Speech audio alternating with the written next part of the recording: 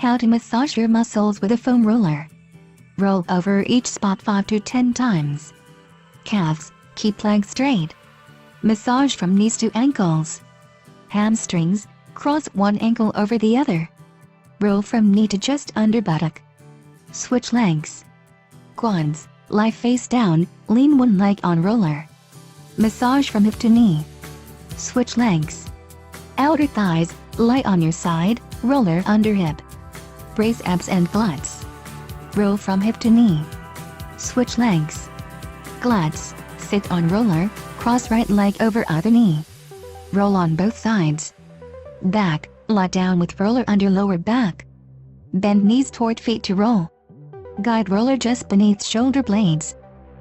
See you in the next video.